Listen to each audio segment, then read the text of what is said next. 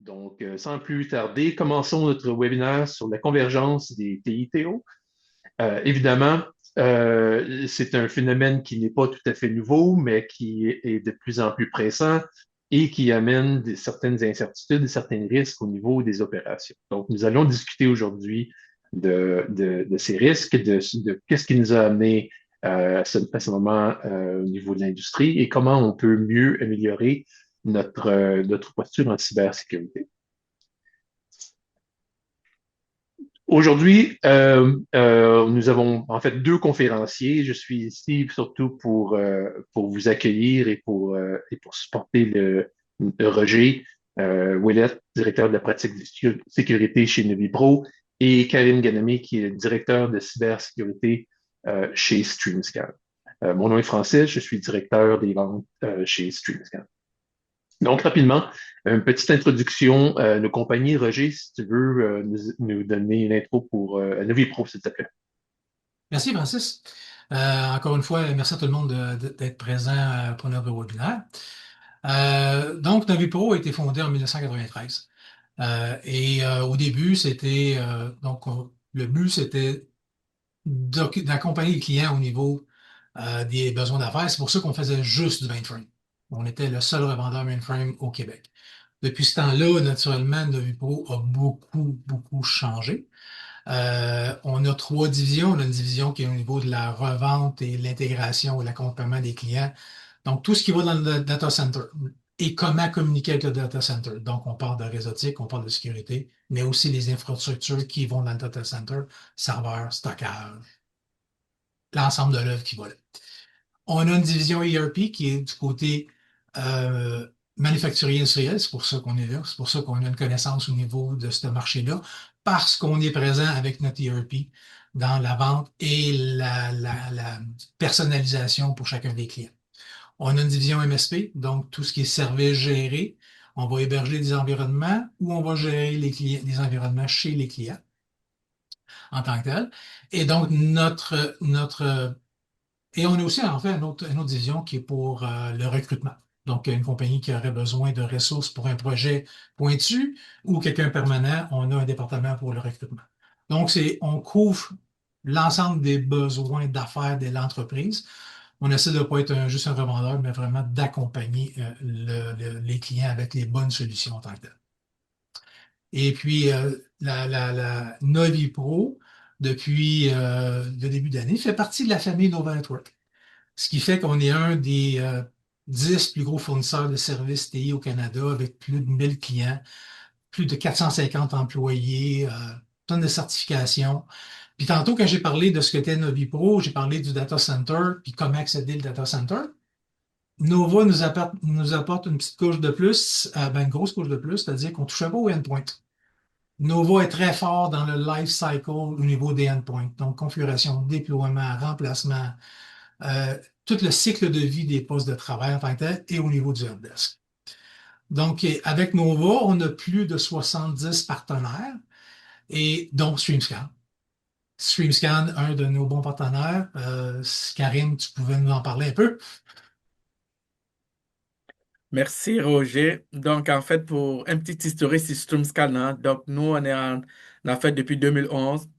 On est une compagnie de cybersécurité opérationnelle. Donc on est 100% dédié à la cybersécurité. On est spécialisé dans tout ce qui est cybersécurité dans le domaine manufacturier, l'aérospatial, la défense.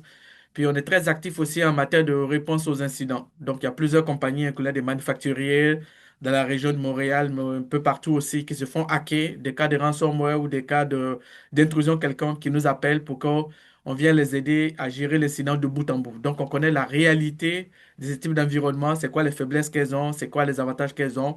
Et ça nous permet quelque part de venir renforcer la sécurité de ces environnements-là de manière optimale. Donc, on a aussi une équipe de surveillance 24 heures sur 24 de la sécurité des réseaux. Comme on le dit, ben, lorsque vous déployez des outils, si vous ne les surveillez pas, alors que les outils génèrent des alertes, il n'y a rien qui est fait. À un moment donné, vous allez finir par vous faire hacker. Donc, c'est cette partie opérationnelle-là que nous, on apporte en matière de cybersécurité. Puis, on collabore avec Novipro pour qu'en toute synergie, on soit en mesure d'aider les compagnies à renforcer la sécurité de leurs organisations. Excellent. Merci, messieurs. Mais en tout cas, on est en bonne compagnie aujourd'hui pour discuter du sujet devant nous. Donc, rapidement, on va regarder un petit peu les risques, la convergence des TI et TO. Peut-être donner une petite historique de comment on est arrivé à ce moment-ci. Identifier les angles morts au niveau de la cybersécurité industrielle, comment on peut améliorer également cette surveillance-là et structurer tout ce qui est, comme Karim le mentionnait il y a un moment, la réponse aux incidents qui est adaptée à ce niveau-là parce que on sait que c'est pas si on va se faire hacker, c'est un jour, c'est quand on va se faire hacker et d'être le mieux préparé possible pour pouvoir réagir et de revenir rapidement là, productif. Donc, Roger, si tu veux commencer, si tu veux, avec un petit peu une mise en contexte au niveau de la convergence. Oui, ben en fait, l'idée, c'est parce qu'aujourd'hui, on parle du OT, l'histoire au niveau de l'industrie en tant que telle, pourquoi qu'on en est rendu là aujourd'hui. Donc, si on parle d'industrie 1.0, qui est la mécanisation qui a été commencée, on parle dans le 18e siècle, euh, si on cherche une image, le train à vapeur. Le train à vapeur a été la pierre angulaire pour tout ce qui était mécanisation, parce que la vapeur devenait le moteur, la force, la puissance pour faire travailler. Donc, les usines qui ont commencé à se bâtir, ben, la horsepower, c'était la vapeur. Donc, ensuite de ça, l'évolution qu'on a eue par rapport à ça, c'est l'industrie 2.0, qui est l'électricité et la production de masse.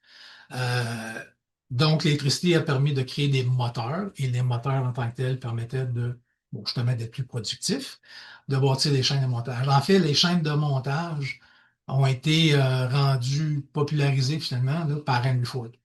Donc, le fameux véhicule Ford, ben, la chaîne de montage, c'est pas mal Henry Ford qui a popularisé ça dans l'industrie 2.0. Après ça, l'industrie 3.0, l'automatisation, informatisation, fin 20e siècle, 1970, 1975, c'est là qu'on va parler d'automatisation, on va parler de PLC, on va parler de SCADA, de CNC. Euh, Ces équipements-là sont arrivés, ont permis ce qu'on fait aujourd'hui au niveau de la machinerie. Donc, mais gardez en tête, on parle de 1970, 1975. Les machines qui sont été déployées à ce moment-là, c'était fait pour être dans une bulle fermée. Donc, ça fonctionnait, c'était beau, c'était cool. Maintenant, le directeur des opérations ou la direction, maintenant c'est bien le fun, là, ça va bien, j'ai de la belle machinerie, je produis, c'est correct, j'ai pas de visibilité en temps réel, comment je fais pour optimiser, comment je fais pour optimiser mes processus, comment je fais pour améliorer et prévoir les maintenances que j'ai à faire, comment je fais pour m'assurer de la qualité de mon produit, mais en temps réel. Gérer, tu sais, au Québec, on est chanceux, l'énergie, c'est pas trop un problème. Ça va finir par l'être. Mais dans d'autres pays où ce que l'énergie coûte une fortune, ben, tu veux optimiser tes processus puis toute l'utilisation que tu vas avoir au niveau de l'énergie. Fait que tout ça fait en sorte que comment je pourrais, ce serait le fun si je ferais, comment je pourrais faire ça? Et qu'est-ce que ça a fait? Ben, ça a fait l'industrie 4.0. Donc, on va parler du IoT, on va parler des usines intelligentes, du AI.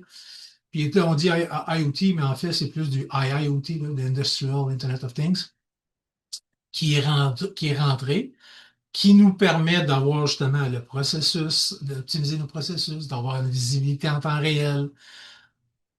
Cette partie-là, c'est là qu'on en est rendu. Puis même, je te dirais qu'aujourd'hui, on parle de l'industrie 5.0, que là, parce que dans les 4.0, puis avant, c'était machine, machine, machine, machine, puis machine. Quand on se retrouve dans 5.0, ben, on veut ramener l'humain dans le process, mais aussi on va amener du green, ça doit être écologique, penser à la durabilité, à l'environnement alentour, au lieu d'être juste, hey, je fais de la boucane, puis ça marche. Je suis content.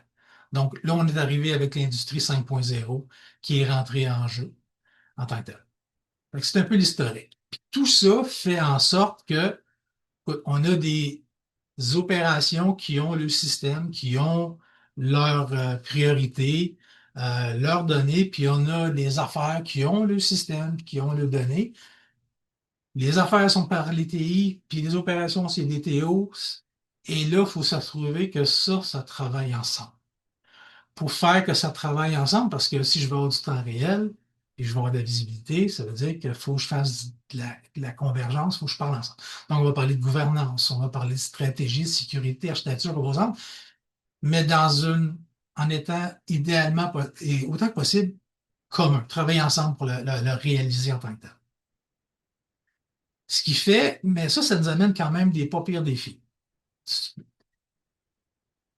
Pour réaliser tout ça, il y a beaucoup de composantes dans la chaîne de valeur. Donc, les composantes, ça va être des sources de données, ça peut être les équipements, justement, des PLC, des sensors, des IoT, le ERP. Donc, tu as un paquet d'éléments qui vont t'amener une source de données. Après ça, tu as un paquet d'éléments que tu dois capturer ces données-là. Donc, des SCADA, les protocoles en tant que tels qui vont te permettre de communiquer. Tu vas avoir les fichiers Excel. Donc, tu dois capturer tes sources de données, stocker ça quelque part, donc que ce soit local, dans le cloud ou une base de données, le traiter pour avoir une visibilité, puis après ça, ben, avoir tes résultats.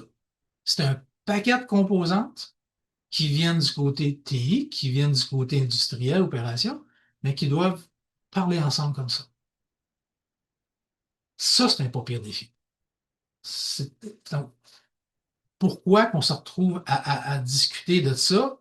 En fait, paquet de composantes qui doivent se parler, des composantes qui sont gérées par les TI, des composantes qui sont gérées par des TO. Les deux ont des objectifs, puis qui peuvent être différents l'un de l'autre en tant que tel. Puis chacun va voir le risque selon leur vision et eux autres. Donc, tout le monde est isolé dans le petit coin, puis moi j'ai mes risques, toi tu as tes risques, puis c'est comme ça.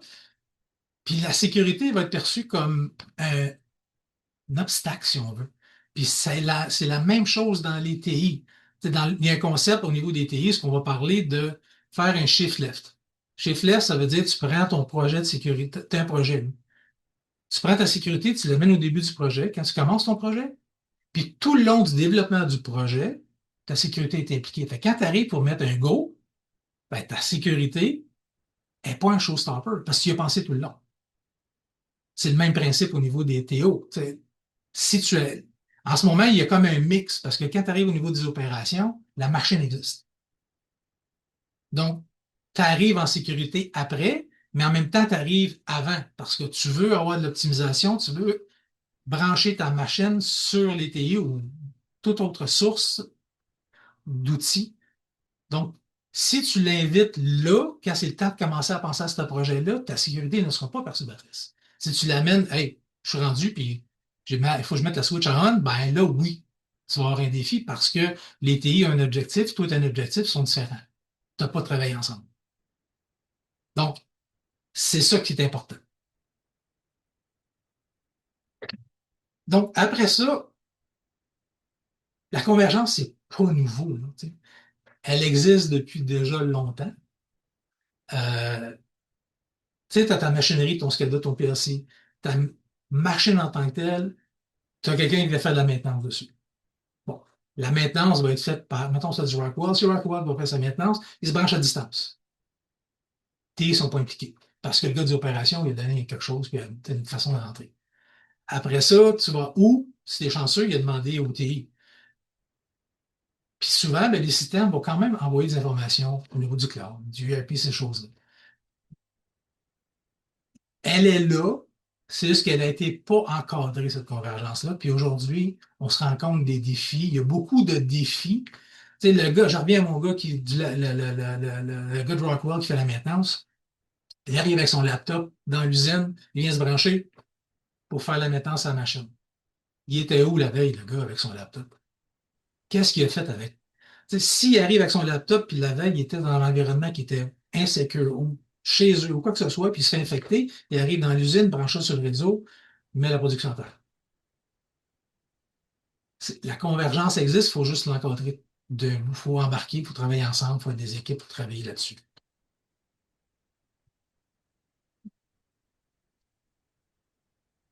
Karim, qu'est-ce que tu en penses? Bon, en fait, comme je le disais, en fait, on a travaillé sur beaucoup de projets de rehaussement de la sécurité des environnements de type OT, hein. Donc, effectivement, comme le dit Roger, c'est une dynamique assez complexe là. Puis, évidemment, les équipes vont faire face à quand même un dilemme, hein. D'un côté, on a en général la cybersécurité qui est gérée par les équipes TI. Donc, la cybersécurité de manière naturelle, elle est dérivée des TI. Donc, on se rend compte que dans les organisations, les équipes de cybersécurité, tant au niveau de la surveillance que de l'application des règles, sont beaucoup plus spécialisées en tout ce qui est technologie de TI. Pour les TO, c'est un peu plus complexe. Donc, là, lorsque les équipes ont tendance à gérer la sécurité, on a toujours tendance à le voir d'un point de vue IT. On s'est dit, par exemple, on trouve des vulnérabilités de sécurité qui sont critiques. Le réflexe immédiat, c'est de dire on applique des patchs de sécurité, alors que ça ne marche pas comme ça dans les OT. Les OT, on déploie des systèmes dont la durée de vie est de 15, 20 ans, sinon plus. On sait qu'il y a des vulnérabilités là-dessus, mais on ne les touche pas parce que le plus important, c'est la disponibilité des opérations. Donc, lorsqu'on est face à ce genre de cas et que l'équipe TI ne perçoit pas, du moins ça, la problématique de l'application des correctifs comme étant un problème, pour les équipes d'opération, ça devient quasiment un risque opérationnel. Qu'est-ce qu'on fait avec ça? Est-ce que c'est une bonne idée de l'appliquer le patch ou pas? Mais paradoxalement aussi, si je n'applique pas de patch de sécurité, ce qui arrive, c'est que plus le temps passe, plus mon environnement a plusieurs vulnérabilités. Puis à un moment donné, ben, cette vulnérabilité-là peut être exploitée par un pirate pour prendre le contrôle du réseau. Donc là, il y a vraiment un travail à faire, que les deux équipes OT et IT s'assoient ensemble puis qu'on définisse une stratégie, une vision qui est beaucoup plus claire, qui prend en compte non seulement la sécurité des OT, mais aussi des TI, sans que l'un devienne forcément bloquant pour l'autre. Effectivement, puis dans le fond, quand tu penses à tes machineries, tu disais les machineries qui datent depuis 20 ans, ces choses-là, c'est pas rare de se retrouver avec des environnements où tu as des XP qui gèrent une machine, là. Un Windows XP, mais tu peux pas la remplacer, tu peux pas l'updater, faut juste que tu vives avec. Fait que faut que tu Absolument. travailles alentour. Tout à fait. Donc, quand on regarde au niveau des menaces dans l'écosystème des manufacturiers en général, il y a des attaques qui reviennent qui sont généralistes à toutes les compagnies, mais le contexte manufacturier vient avec de nouveaux risques. Donc, par rapport aux différents types d'attaques, on fait plusieurs cas de réponse aux incidents. Puis, lorsqu'on fait les investigations, on se rend compte qu'en général, les attaques viennent principalement de certains facteurs. Premier, c'est le cas d'hameçonnage. Malheureusement, ce qu'on observe dans le domaine manufacturier, c'est que la sensibilisation des utilisateurs n'est pas une pratique qui est courante. Certaines compagnies manufacturières nous disent on le fait une fois par année, certaines ben, on l'a fait l'année dernière, on l'a fait il y a 2 ans. Ça fait en sorte que les employés ne sont pas forcément à jour en termes de risques de sécurité qui peuvent les impacter. Donc malheureusement, un utilisateur peut recevoir un courriel qui ressemble à un courriel d'hameçonnage, mais il n'est pas trop sûr. Il clique là-dessus. Il y a un code malicieux qui s'exécute parce que, ben, évidemment, il y a un document Word ou PDF à ouvrir. On clique là-dessus. Puis, il y a un code qui s'exécute sur la machine, qui scanne le réseau, qui tombe sur des vulnérabilités, ça se propage et puis ça devient un cas d'attaque. Donc, l'hameçonnage est aujourd'hui l'un des éléments qui est clé. Si on veut réduire les risques de sécurité dans le contexte manufacturier, on va mettre l'accent sur la partie sensibilisation des utilisateurs pour faire en sorte que les employés soient très sensibles aux questions d'hameçonnage et puis qu'ils prennent les bonnes actions pour réduire les risques. On parle ici dans les attaques, hein, quand on fait les investigations, on se rend compte qu'autour de 90% des attaques viennent, on va dire, des cas d'hameçonnage. Ce que j'aime D'autres, là, ce que j'aime là-dedans, excuse-moi, c'est, on pense que les TI et les TO, c'est différent. Les TI, c'est la base de, de former les gens sur l'hameçonnage. C'est la même absolument. chose. Exactement la même chose. Et aussi, l'autre, à part la missionnaire, les autres cas qu'on va avoir, c'est les questions d'accès à distance, surtout le VPN. Aujourd'hui, on voit que plusieurs compagnies ont déployé le VPN, ça fonctionne. Mais malheureusement, dans la plupart des cas, surtout dans le domaine manufacturier, il n'y a pas d'authentification MFA. Donc, c'est très facile aujourd'hui à partir des outils qui existent, qui sont d'ailleurs open source. On les prend, on scanne Internet, on découvre les systèmes. Puis, si vous avez un serveur VPN dans votre réseau, le pirate va le découvrir. Quand il le découvre, ils vont utiliser des petits outils qui sont facilement accessibles, qu'on appelle les outils d'attaque de type brute force, qui vont essayer de générer de manière aléatoire des noms utilisateurs de mots de passe dans votre réseau. Puis, ça prend le temps que ça prend. Ça peut prendre 1 mois, ça peut prendre 2 mois, sinon plus. Ça génère des mots de passe de manière aléatoire en espérant en avoir un qui est valide dans votre réseau. Donc, si le pirate l'essaie, à un moment donné, il arrive à prendre le contrôle d'un compte qui existe dans votre réseau, il se connecte à votre réseau, il a tout le temps ensuite. Il observe dans votre réseau quelle machine parle à quelle machine, puis ensuite, il va découvrir vos équipements, puis ça va être facile pour lui dans certains contextes où, par exemple, les questions de renforcement de la sécurité n'est pas tout à fait bien faites. Il découvre les équipements, puis quand il a accès à des équipements de type OT, par exemple, il va essayer de les attaquer. J'ai même vu un scénario où, en fait, la compagnie a déployé un système, cette technologie d'opération. Les manuels de cette technologie déployée, il a été disponible sur Internet, gratuitement en téléchargement. Il y avait un autre qui était un mot de passe par défaut et la compagnie n'a pas changé le mot de passe par défaut. Donc, le pirate rentre dans le réseau via une attaque VPN. Il identifie des équipements. Son premier réflexe, c'est d'aller regarder est-ce qu'il y a de la documentation gratuite sur Internet. Il tombe sur le mot de passe par défaut, il les essaye et puis il arrive à prendre le contrôle d'un équipement de ce genre. Tout ça parce que lorsqu'on a déployé l'accès VPN, malheureusement, il n'y a pas eu d'authentification multifacteur qui a été mis en place pour éviter qu'il ait un accès à votre réseau. Autre chose qu'on va observer aussi dans ce côté manufacturier, on déploie le réseau, ça fonctionne, on connecte les systèmes, mais il n'y a pas de segmentation du réseau. La notion de réduction de la surface d'attaque n'est pas quelque chose qui est pratique. C'est lorsqu'on vit un incident qu'on a tendance à se dire, ah, ça n'a pas d'allure et tout, on va apporter les corrections. Donc, globalement, dans les bonnes pratiques, quand on déploie un réseau manufacturier, on va segmenter, il va y avoir des segments, les serveurs vont être dans une zone, les technologies d'opération une autre, puis les postes de travail dans une zone. On va renforcer la sécurité de telle sorte que si par malheur, quelqu'un rentre dans le réseau, ben, cette personne ne puisse pas découvrir toutes les machines pour les attaquer. Mais cette pratique-là, elle est encore difficile à assimiler au niveau des équipes d'opération, alors qu'elle pourrait permettre quelque part aussi de réduire fortement les risques d'escalade de propagation des, des intrusions dans les environnements, on va dire, manufacturiers. Donc ici, ce qu'il faut retenir, comme disait Roger tout à l'heure, hein, il y a les attaques au niveau des OT vont venir très très souvent de la partie TI. Ça va exploiter une vulnérabilité TI. Soit c'est un accès à distance qui est disponible sur Internet, ou une faille quelconque qui est liée à l'hameçonnage, ou une intrusion quelque part qui permet d'escalader cette attaque. Par contre, les impacts sont très majeurs. Donc, l'arrêt des lignes de production, par exemple, c'est quelque chose qui va avoir un impact qui est très très fort au niveau OT. Au niveau TI, par exemple, ça peut être juste le réseau n'est pas disponible, mais au niveau OT, les impacts sont très très importants. Donc, il faut en tenir compte.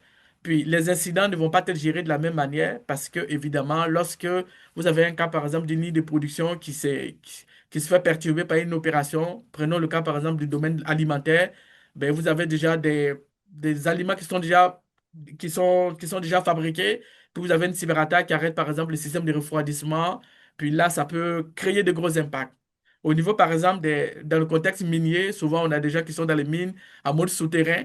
Puis lorsque vous avez le système de ventilation qui se fait arrêter parce qu'il y a une cyberattaque qui impacte fortement toutes ces lignes-là, ça peut avoir des impacts qui peuvent aller jusqu'à la perte de vie humaine. C'est des choses qu'on aimerait éviter. Donc, en termes d'impact, c'est pas pareil. Donc, puisque les attaques de manière globale vont venir de l'environnement TI, il devient très important d'avoir un recul en matière de prise en compte de l'environnement global de la sécurité, puis de se dire, même si c'est des TI, l'impact est peut-être majeur, puis par conséquent, il va falloir qu'on arrive à changer le paradigme et qu'il y ait par exemple une certaine synergie entre les équipes TI et les équipes TO pour que les gens se disent, ben, tiens, même si au final on a l'impression que c'est un risque TI, mais puisque l'impact est opérationnel, quels sont les moyens qu'on pourrait mettre en place pour assurer de manière globale la disponibilité de tout cet environnement-là. Donc, ça fait le lien direct ici, hein. Je pense qu'en termes de coûts, c'est clair que les coûts des arrêts au niveau des équipements TI sont très, très élevés. Ce qui fait aujourd'hui que les pirates aussi, ils comprennent. Souvent, on le dit, lorsqu'on parle avec les compagnies en termes de renforcement de la sécurité, l'une des questions que je leur pose souvent, c'est est-ce que vous savez actuellement chez vous, qu'est-ce que vous avez qui a de la valeur, qui a de l'intérêt pour un pirate? Souvent, on ne le sait pas. Mais les pirates font de l'analyse de marché aussi comme les compagnies.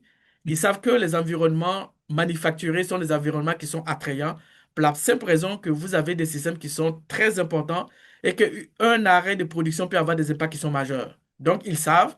Puis, ils connaissent aussi la réalité. Ils se documentent, ils lisent la documentation qui sont publiées par des compagnies de cybersécurité ou même dans le domaine manufacturier. Ils savent que c'est des environnements où on va trouver de vieux systèmes. On a des systèmes XP, on a des systèmes Windows 2008, on a même des systèmes dont il est impossible de pouvoir installer un antivirus là-dessus. On en voit assez souvent où on dit le système est tellement vieux qu'il n'y a pas d'antivirus. Les pirates, ils le savent. Ils savent qu'il y a des connexions VPN qui sont mal sécurisées. Puis, ils savent que le fait que vos lignes, l'arrêt de vos lignes crée beaucoup de pression en termes d'indisponibilité du système, ils se disent, ben, si on les attaque, puis on les compromet, il y a de fortes chances que ces manufacturiers-là s'assoient et puis qu'ils essaient de négocier pour payer une rançon. C'est ce qui les intéresse, juste le gain financier. Donc, le fait aussi qu'il y a ça qui est, ces différents éléments qui sont mis en place fait en sorte que ben, vous devenez une cible qui est facile. Ça fait en sorte que ben, les pirates, plutôt que d'attaquer par exemple une compagnie dans le domaine du développement logiciel, va avoir tendance à attaquer les compagnies dans le domaine manufacturier parce qu'il pense que c'est là qu'il va aller faire son meilleur gain. Ouais. Et ce que j'ai remarqué aussi, je suis pas sûr que tu as remarqué ça toi aussi, mais quand tu te retrouves dans des environnements qui ont été déployés depuis longtemps, qui ont des sensors qui sont là, euh, ben là, plusieurs années, tu mettais le sensor, tu ne changeais pas le password ni le mot de passe, tu ne changeais rien, là, tu sais, bon, je l'ai déployé, il marche, c'est beau, c'est correct. Ben, tu te retrouves, puis tu sais, tu t'écoutes le réseau, tu vas te retrouver à voir, ah, c'est telle machine, puis tel mot de passe, puis tel user, puis c'est en clear text sur le réseau. Tellement que c'est vieux, tu sais, fait que qu'est-ce que tu veux de plus facile à attaquer? Donc, en termes de convergence hein, dans le domaine de TIOT, l'un des challenges aussi qu'on va avoir aussi, c'est les gens ne se parlent pas beaucoup. Hein. Donc, les opérations veulent que ça fonctionne, les équipes TI, par manque aussi de maîtrise aussi de l'environnement des OT, préfèrent ne pas trop s'en mêler. Donc, ça crée une certaine dualité où quelque part, ça crée des soucis là, qui peuvent favoriser un piratage. Donc ici, la clé, c'est qu'est-ce qu'on va faire dans une dynamique de convergence, d'avoir la visibilité. En matière de cybersécurité, on dit la visibilité, c'est la clé. Vous ne pouvez pas vous protéger contre ce que vous ne voyez pas. Donc s'il y a des angles morts dans votre réseau, évidemment, ben, l'angle mort pourrait être exploité pour commettre, par exemple, des intrusions dans les réseaux. J'ai déjà vu, par exemple, des cas où une compagnie au niveau des technologies d'opération déploie des outils d'accès à distance. La compagnie, de manière globale, a un VPN qui est bien sécurisé dans ce cas-ci, avec du MFA en place. Mais pour les technologies d'opération, pour diverses raisons, il y a une compagnie à l'extérieur qui fait de la maintenance, qui a besoin d'avoir accès à distance, et puis on l'installe TeamViewer ou AnyDesk sur les machines, puis ça bypasse toutes ces règles de sécurité qui sont déjà en place. Puis l'équipe TI n'est pas au courant. Donc, on met l'accent, on pense que le réseau est bien sécurisé, alors qu'en réalité, derrière, il y a des failles qui permettent, par exemple, de prendre le contrôle du réseau. Donc, avoir la visibilité globale 360 degrés sur tout ce périmètre-là, déterminer est-ce qu'on a bien fait les choses, est-ce que les méthodes qu'on utilise permettent de renforcer la sécurité du réseau, ça, c'est les choses qui vont être importantes. Aussi, au niveau de la détection. Donc, l'idée ici, dans ce contexte-là, c'est de mettre beaucoup l'accent sur tout ce qui est prévention. Donc, plutôt que d'attendre qu'il y ait le problème, on va faire de la surveillance proactive. On va s'assurer d'identifier les problèmes en amont, de gérer la sécurité du réseau en continu, d'apporter de l'amélioration pour réduire les risques qu'il y ait des compromissions dans le réseau. Puis, dans le pire des cas, comme le disait Francis, ben, un jour ou l'autre, il peut y avoir un cas de piratage. S'il y a un cas de piratage, comment on fait pour agir? Alors qu'on est dans un contexte où IT-OT, on applique des règles de protection qui sont différentes. Au niveau IT, par exemple, un système qui se fait compromettre, premier réflexe, je déconnecte la machine du réseau. Alors qu'au niveau OT, ben, je peux voir un système qui se fait attaquer. Je pense que si je fais rien, ça va conduire à un gros problème, mais je ne peux pas arrêter le système en question parce que si je l'arrête, c'est toute la ligne de production qui s'arrête et puis c'est une grosse perte. Donc, je vais quand même laisser le système en fonctionnement, mais mettre en place des règles de sécurité qui vont être, on va dire, de manière beaucoup plus smooth. Je vais mettre en place des mesures compensatoires ou des mesures de contournement pour renforcer la sécurité de l'équipement sans être obligé littéralement de l'arrêter. Donc, il faut voir les choses de deux côtés, les deux angles, puis de voir comment on peut apporter une certaine, des méthodes de confinement qui sont beaucoup plus efficaces dans les deux, sans quelque part être obligé d'avoir le premier réflexe qui est d'arrêter les différents équipements. Donc, en cas d'incident, il faut qu'il y ait de la coordination. Faut pas, en général, dans les compagnies, lorsqu'on applique les règles TI, on a un plan de réponse aux incidents qui est bien documenté, on le déroule pas à pas. Mais dans un contexte où on a IT-OT, il faut qu'il y ait une collaboration, il faut qu'on définisse de manière claire qu'est-ce qui pourrait être arrêté versus qu'est-ce qu'on ne pourra pas du tout toucher, même s'il y a un problème, puis qu'on ait une entente là-dessus, de telle sorte qu'en cas de problème, les deux équipes s'assoient ensemble. C'est pour ça justement qu'on a la règle qui veut que avant d'arrêter un système ou de prendre action là-dessus, il faut demander au propriétaire du système en question, est-ce que j'ai le droit de le faire, est-ce que c'est une bonne idée ou pas. Donc, ne jamais prendre la décision de déconnecter des équipements OT sans avoir l'autorisation formelle des propriétaires des systèmes. Ça va éviter de se retrouver dans une situation où on a des arrêts de systèmes qui sont considérés comme étant très, très critiques dans le réseau. Je trouve ça super intéressant de voir la différence de réaction qu'on doit avoir sur un incident sur les TI versus les TO. C'est fascinant de voir que tu peux pas juste dire, ah, j'arrête ça. Donc, ça- Puis bon, tu parles des éléments pour sécuriser ces choses-là. C'est une des méthodologies qu'on va voir au niveau de la sécurité du TO, c'est le IC 62443, qui est un framework. NIST en a un, SANS en a un. C'est celui qu'on travaille le plus. Un qu'on n'a pas mis là-dedans, mais tantôt, tu faisais référence à la ségrégation. Là, c'est le purview qu'on va mettre les différents niveaux pour ségréguer le réseau, scaler la machine versus l'opérateur. Mais si on vient au 62443, si on regarde à gauche, on va voir que tu as autorisation, disponibilité, confidentialité, accessibilité, intégrité et authentification. Les 6 blocs du 62443. Le triangle dans le milieu, dans le fond, c'est l'épine dorsale de la cybersécurité. Là, ce qu'on apprend au début, quand tu commences à travailler en cybersécurité, ils vont te parler de la CIA, confidentialité, intégrité, availabilité. Ces 3 éléments-là sont dans le 62443. Tantôt, tu sais, Karim a parlé de former les gens en cybersécurité pour l'hameçonnage. Même principe en TI. C'est pour vous démontrer que ce qu'on fait au niveau du 62443 puis ce qu'on fait en TI, il y a une grosse similitude. Tu sais. Sont pas, le 62443, les frameworks de sécurité qu'on va mettre industriels, c'est pas parti de nulle part. Il y a quelque chose qui existait avant en TI, puis c'est bâti avec, donc ça permet de travailler en collaboration, de travailler ensemble et de bâtir des architectures et des composantes que tout le monde puisse travailler à sécuriser l'entreprise. Parce que le but, c'est pas juste les TO, c'est l'entreprise. Tu es une compagnie manufacturière qui est attaquée puis que les systèmes tombent, ben c'est la pérennité de l'entreprise qui est à risque. Tu sais, parce que ça va coûter cher. Si c'est des chaînes de production qui sont down puis tu as des contrats, euh, une cimenterie, n'importe quoi, tes cuves peuvent être juste finies, scrappées, ça peut te coûter des millions à repartir, là, sans considérer l'informatique qui est probablement down aussi. Donc, l'idée de tout ça, c'est pas quelque chose de nouveau, c'est quelque chose qui travaille ensemble, c'est commun, puis on peut travailler ensemble, justement. Et autre chose que je pourrais rajouter aussi, c'est la plupart du temps, dans les équipes de cybersécurité, on va utiliser des bonnes pratiques telles que ISO 27001 ou CIS Sécurité ou le NIS et tout. C'est des cas de gouvernance qui, certes, fonctionnent bien, mais c'est adapté au contexte des TI.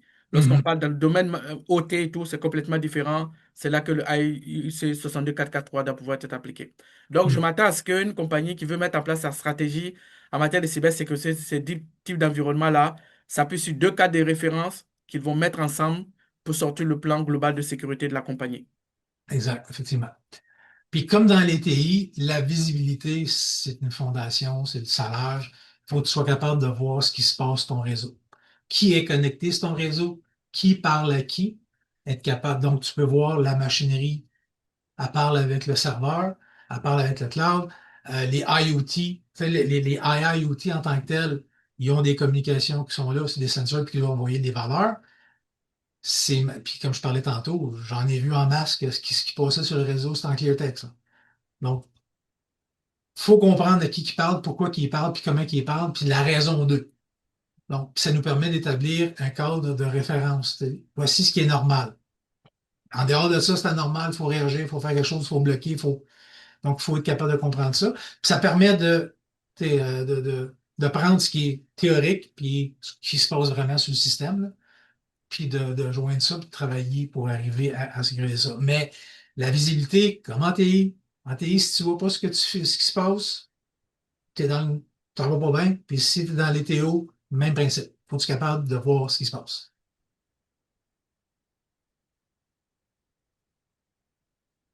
Donc, Karim, tantôt tu parlais des limites au niveau du réponse à l'incident, mais les objectifs opérationnels.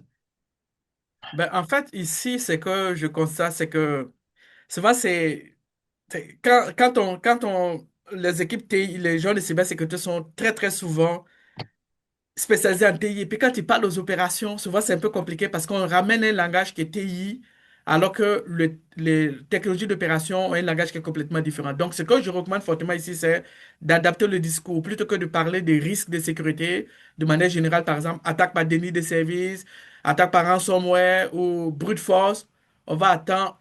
Je recommande fortement de commencer à parler en termes de disponibilité. Par exemple, on a une intrusion dans le réseau, le pirate prend le contrôle du réseau. Si on n'applique pas les règles de sécurité, l'impact, ça pourrait être l'arrêt de la ligne de production pendant une période de 3 jours, de une semaine. Ça, c'est pas acceptable. Donc, il faut, pour avoir l'adhésion des équipes d'opération, il faut ramener les discours dans le test, de telle sorte qu'ils comprennent que ben, c'est un avantage pour eux de collaborer avec la sécurité. Donc, on va oublier tout ce qui est thème technique, cybersécurité, mais on va parler beaucoup plus de disponibilité du système, continuité de la production. Par exemple, si je tombe sur des vulnérabilités critiques dans votre réseau et puis que je veux les corriger, ben, d'opération pour eux, c'est attention, vous risquez d'impacter la disponibilité de ma production. Donc, je ne suis pas d'accord. Mais si vous le ramenez dans un sens où l'idée, c'est de pouvoir faire en sorte qu'on va réduire les risques dans votre organisation de telle sorte que la continuité des opérations puisse être quelque chose qui se mette en place, là, ça leur parle et puis là, ils vont vous écouter. Mais par contre, puisqu'ils ne veulent pas que le système s'arrête, il faut que vous arriviez toujours avec une logique de on va appliquer autour de vos systèmes des mesures qui vont permettre de réduire les risques. On va s'assurer de toujours respecter vos fenêtres de maintenance de telle sorte qu'il n'y ait pas de surprise en termes de renforcement de la sécurité. Puis, une fois que ça c'est bien compris et tout, en général, ils ont tendance à embarquer dans de la manière dont vous voulez mettre en place la sécurité de votre organisation parce qu'ils comprennent qu'au final, ben, l'objectif, c'est de permettre, eux, de pouvoir continuer à assurer les opérations. Puis, l'autre élément aussi que j'aime bien signaler aussi, c'est on va regarder sur le marché s'il y a des cas d'intrusion dans les autres organisations. Puis que, par exemple, on s'est rendu compte qu'il y a telle compagnie manufacturière qui s'est fait hacker, et puis qu'il y a eu un cas de ransomware qui a fait que pendant 2 semaines ou une semaine, la compagnie n'a pas fonctionné. Ben, on va partir de ces informations-là, puis on va aller voir les responsables d'opération pour leur dire, ben, il y a tel type d'attaque qui a eu lieu dans telle organisation, puis le même scénario, on est dans la même configuration. Si on ne fait rien, ben, on pourrait avoir des problèmes, et puis ça va nous impacter pendant 1 ou 2 semaines. Puis ils réalisent que c'est peut-être pas acceptable. Puis ça vous permet quelque part d'arriver avec des mesures de renforcement de la sécurité de telle sorte que tout ça, ça soit fait de manière correcte.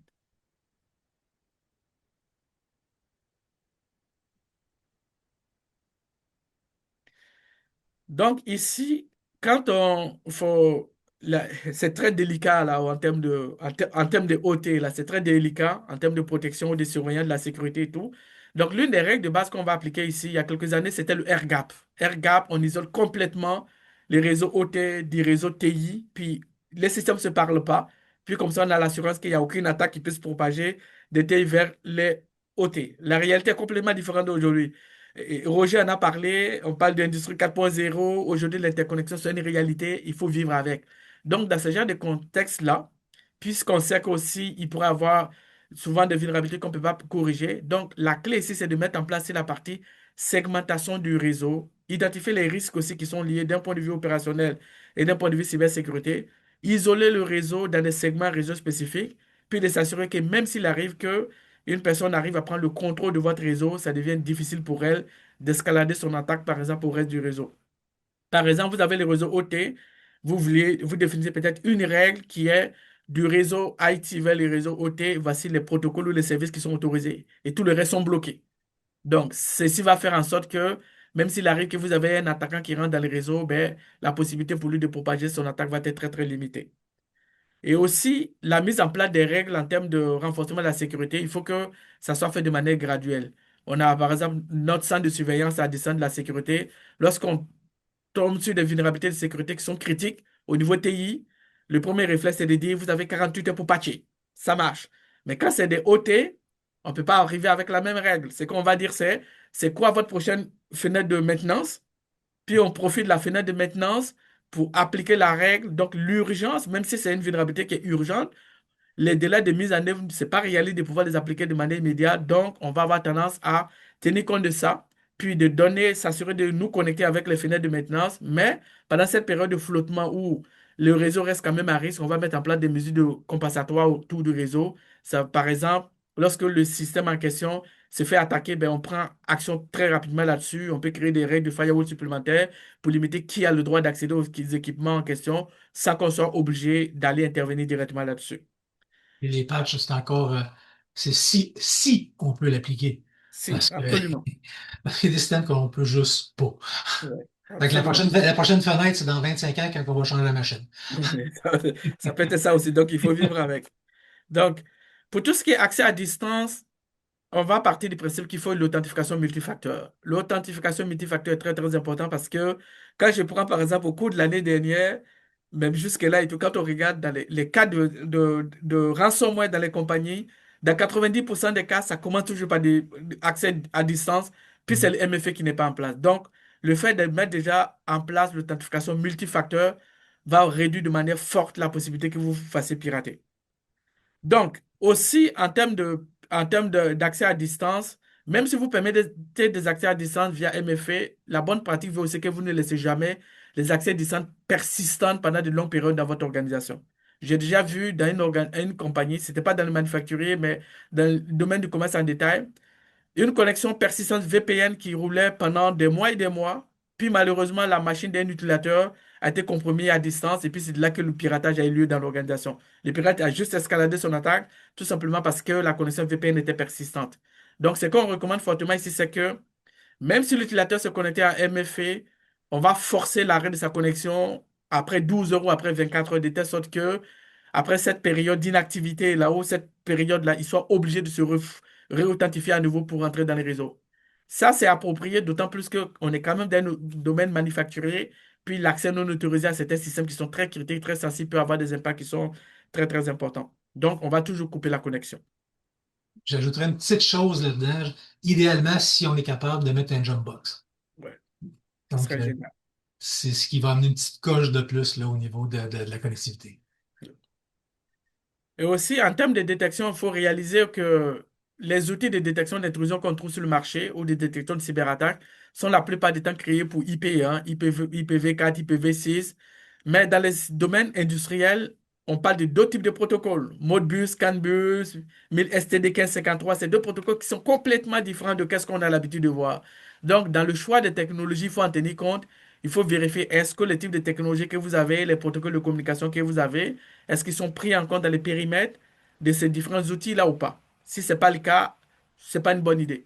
L'autre chose aussi, quand on regarde l'évolution des cyberattaques, j'imagine que vous avez entendu parler au cours des derniers jours, on parle beaucoup de Claude Mythos, où globalement, on s'est rendu compte, on vient de se rendre compte que les outils d'AI sont capables tout seuls de pouvoir rouler des scans de vulnérabilité, puis découvrir des vulnérabilités sur des systèmes qui sont anciens, par exemple des systèmes qui sont en production depuis, on va dire, 10, 20 ans, sur lesquels les outils classiques de cybersécurité n'arrivaient pas à identifier les vulnérabilités.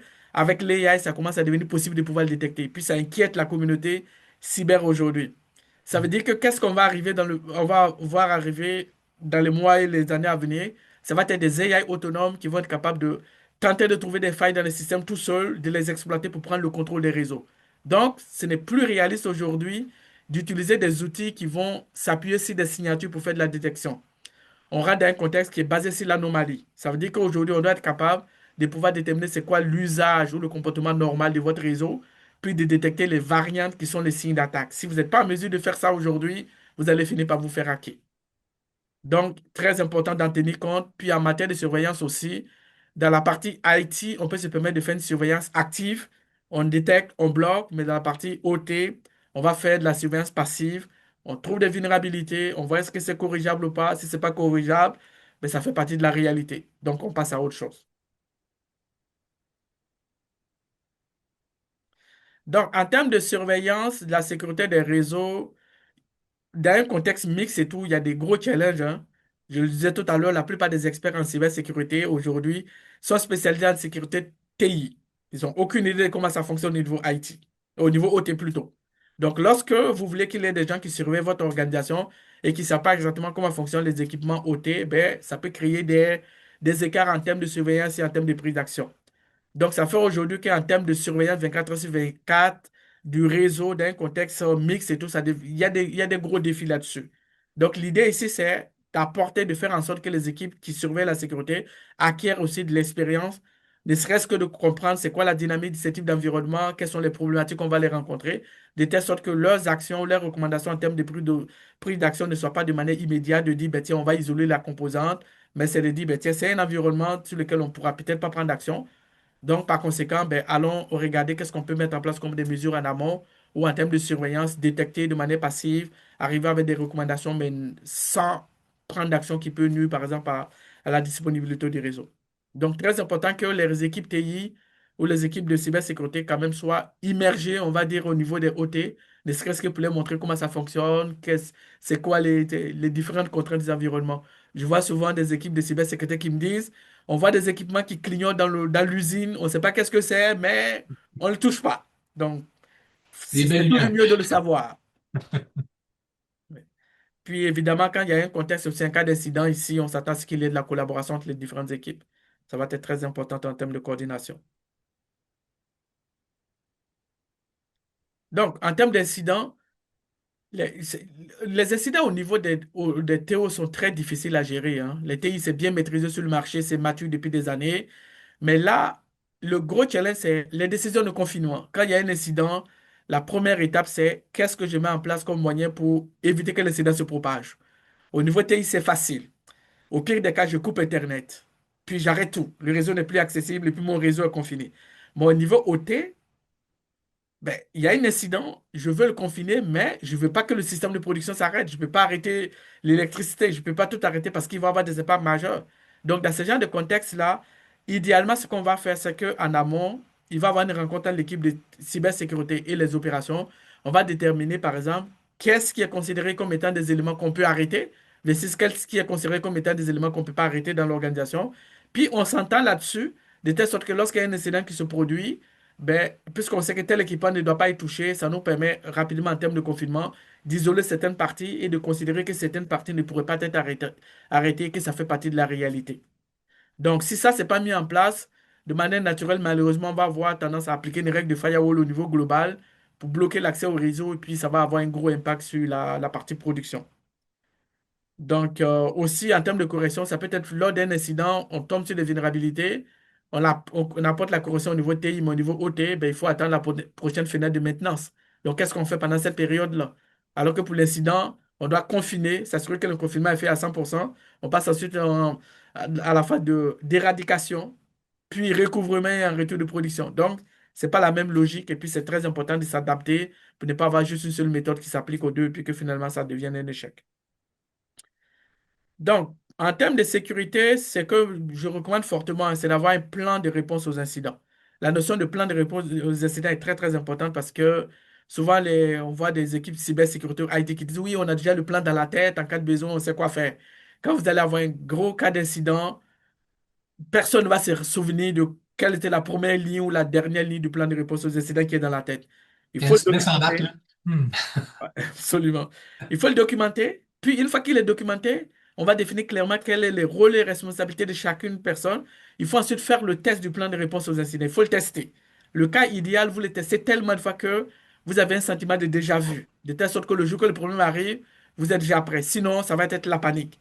Alors qu'en cas de gestion d'incident, la panique, c'est jamais un bon allié.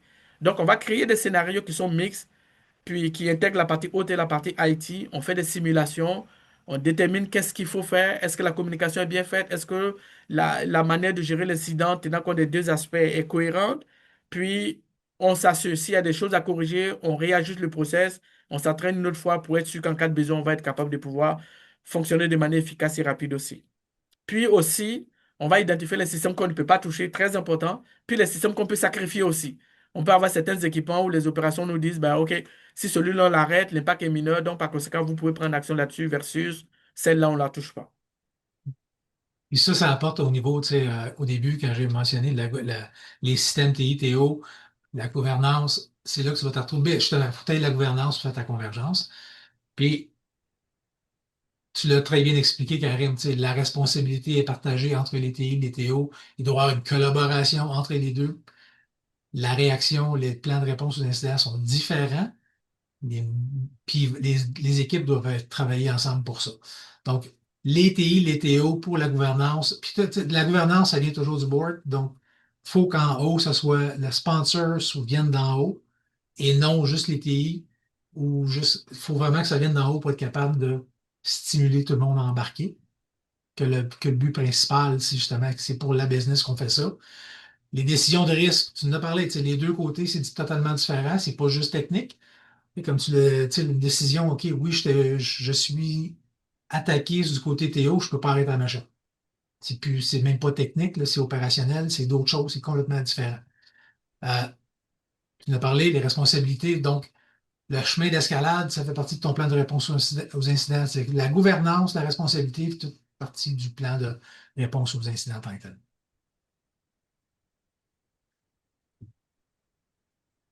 Puis sur le terrain, on envoie-tu des choses? On envoie-tu des choses intéressantes quand on arrive dans les réseaux chez les clients? Euh, De mon côté, tu sais, comme je l'ai parlé tantôt, beaucoup de trafic que je vois sur le réseau là, qui est en clear text, parce que c'est de la vieille machinerie, c'est pas pensé.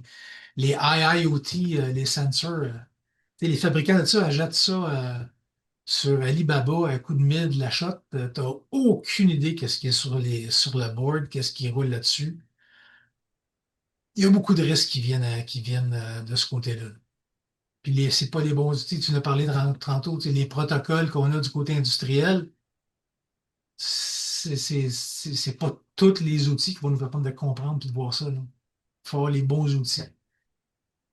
Puis les décisions, encore une fois, tu sais, les décisions, des outils à mettre en place doivent adresser les deux côtés.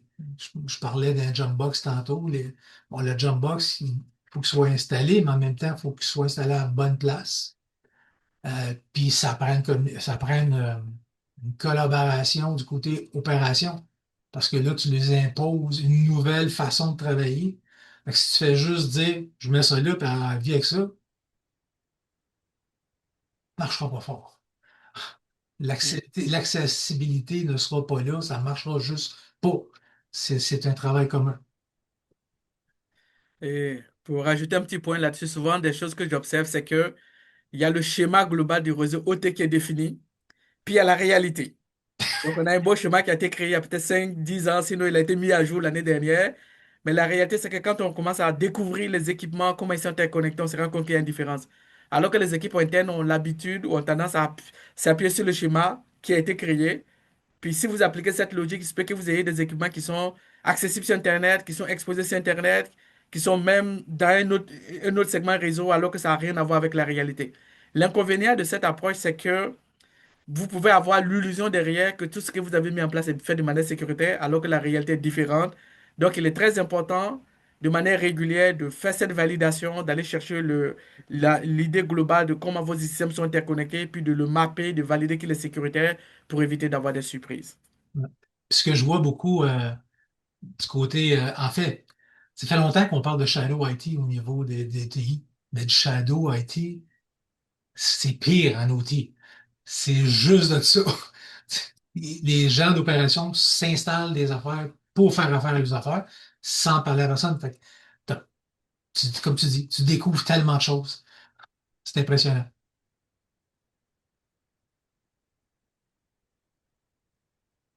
Donc, quand on travaille ensemble au niveau des TI, ben, tu sais ce que je vous montrais au début, ce qu'on voyait comme diagramme initialement, parce que hey, ce serait le fun si j'étais capable d'optimiser mes processus, j'étais capable d'avoir une visibilité réelle, si j'étais capable de contrôler mes maintenances, d'avoir une prévisibilité, d'avoir tout ça.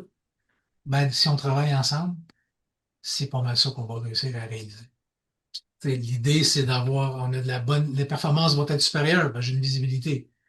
Les décisions pas mal plus faciles.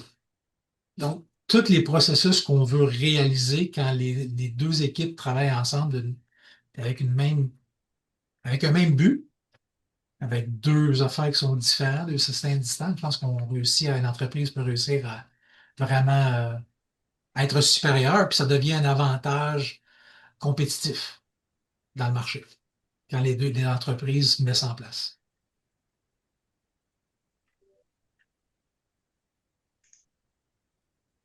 Merci beaucoup, Roger et Karim, pour ça. Peut-être en termes de clôture ici, réitérer la dernière slide ici, c'est que la sécurité TITO, c'est pas un produit, c'est un mode de fonctionnement qui permet de préserver les entreprises, s'assurer qu'il y a une continuité et se supporte sur la collaboration des diverses équipes là, qui font partie de cette entreprise-là. Nous avons quelques minutes, 5 minutes. Si il y a des questions, je vous rappelle, il y a le Q&A, vous pouvez vos questions. Il y a des questions qui ont été posées précédemment ici. Je vais les lire, Karim ou Roger, s'il vous plaît. Prenez le flambeau si vous vous sentez confortable à répondre à ces questions. La première question est la suivante. Il y a une compagnie qui a fait un scan de vulnérabilité et l'entreprise a identifié plusieurs vulnérabilités critiques dans son environnement OT. Évidemment, ce sont des vieux systèmes et les opérateurs sont hésitants à les corriger. Qu'est-ce qu'est l'approche recommandée? on fait rien, on fait quelque chose, on fait l'entour. Comment on procède? Il n'y a Mais rien moi, qui je dirais change. surtout, on ne touche à rien, on ne patche pas. Ce qu'on doit appliquer dans cette logique-là et tout, c'est, on parlait tout à l'heure de IEC 64, 62443. La bonne pratique ici à mettre en place, c'est de créer de la segmentation, isoler les composantes en question, si c'est possible, mais s'assurer quelque part de ne pas appliquer des packs parce que l'application des packs dans ces différents types d'équipements peut avoir un impact sur, on va dire, le fonctionnement global des applications. Donc, on vérifie, chaque fois que c'est possible, on le fait. Si c'est pas possible, mais le premier réflexe ne devra pas être de vouloir systématiquement corriger les vulnérabilités en question. Effectivement, on va travailler alentour. Merci. Une autre question. Quelles méthodes utilisez-vous pour identifier les risques de sécurité dans les environnements OT? Donc, en fait, il y a sur le marché, on a ce qu'on appelle des scanners de vulnérabilité, hein. Il y a des scanners de vulnérabilité qui sont créés pour les environnements IT, puis il y a certains qui sont faits pour les environnements OT. Donc, ceux de l'environnement IT sont très, très connus sur le marché, mais ils ne sont pas spécialisés pour les OT. C'est pour ça que lorsque vous voulez découvrir les vulnérabilités dans votre environnement OT, assurez-vous de toujours utiliser une technologie qui est créée pour les environnements OT.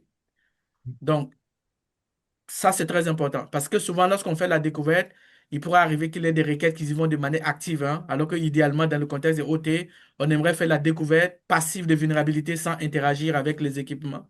Parce que lors de la découverte de vulnérabilité, quand c'est fait de manière active, il se peut qu'un équipement crache tout simplement parce que la vulnérabilité, il a cette vulnérabilité. Donc, on va utiliser des outils qui sont passifs, mais des outils de scan de vulnérabilité. On va parler d'Armis, on va parler de Nozomi qui sont des outils, par exemple, qui sont créés pour ce type d'environnement-là. Il y a une des choses que je rajouterais, parce que tu vas avoir le risque aussi de, si on y va un petit peu plus haut niveau, de comprendre qui parle à qui. Donc, les communications qui partent du côté industriel, qui s'en vont du côté TI ou du Internet, de comprendre cette communication-là va permettre aussi d'établir un certain niveau de risque aussi. Et encore plus loin, ben là, c'est de regarder l'architecture. Qu'est-ce qu'on peut faire comme, tu sais, Karim a parlé de la ségrégation, des différents éléments, des blocs, de se rapprocher du 6.2.4.4.3 en y allant avec différentes composantes sans tout changer. Merci beaucoup. Alors, on a beaucoup parlé des problèmes ou des challenges que les compagnies font face. Avez-vous rencontré des cas où les compagnies faisaient une bonne gestion de la convergence des TI-TO et qu'est-ce que ça avait de l'air? Hmm, j'y pense, hein. Oui. En fait, moi, j'en ai vu, hein, il y a des exceptions, on va dire, hein. Donc, les cas où, par exemple, des compagnies ont des obligations réglementaires, notamment des compagnies en Europe où ils sont plus avancés que nous, quand même, en termes de renforcement de la sécurité, où la norme USC 62443 fait partie des pratiques qui sont pratiquement obligatoires. Dans ce type de contexte-là, on va avoir une cybersécurité qui est faite de manière efficace. Donc, dans le scénario que j'ai vu qui fonctionnait très bien, il y avait une équipe de cybersécurité qui était à la base une équipe de TI, qui avait eu le temps d'apprivoiser le TI, mais ils ont eu un projet de mise en conformité de la partie OT. Donc, ils sont arrivés avec un deuxième cadre de gouvernance. Ça suppose que dans la même compagnie, on a deux cadres de gouvernance, un pour l'environnement TI qui est mature, puis un autre pour les environnements d'opération qui concernent les gens d'opération. Puis ensuite, ils ont créé un plan sur plusieurs années avec des priorités priorité 1, première année, qu'est-ce qu'on fait, deuxième année, qu'est-ce qu'on fait, de telle sorte que tout ça, ça soit fait de manière cohérente. Mais c'est parti d'une obligation contractuelle. Ça n'a pas été une initiative en interne parce que malheureusement, quand c'est en interne, souvent c'est difficile de convaincre la haute direction qu'il faut investir dans la partie sécurité de OT. Je n'ai vu une, tu me fais penser, une compagnie qui avait parti une nouvelle usine. Donc, il y avait déjà plusieurs usines, ils ont parti une nouvelle usine. Puis dans la nouvelle usine, ils l'ont bâti en Purdue. C'est le modèle Purdue. Donc, tu avais tous les layers de sécurisation. Il manquait quelques blocs de sécurité, mais le pire était fait. Une fois que tu as fait ta ségrégation à partir du layer 0 jusqu'au 5, tu as déjà le pire est fait parce que tu as un réseau existant, un réseau Schneider existant de le ségréguer, bonne chance. C'est difficile. Bien, merci bien, Karim et Roger. Merci à tous et à toutes de vous être joindre à nous aujourd'hui. Il est déjà midi. Comme je l'ai mentionné, nous allons repartager le webinaire, l'enregistrement